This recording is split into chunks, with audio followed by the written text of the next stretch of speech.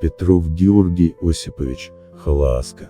Родился в 1888 году в первом Толыминском наследии Восточно-Кангаласского улуса.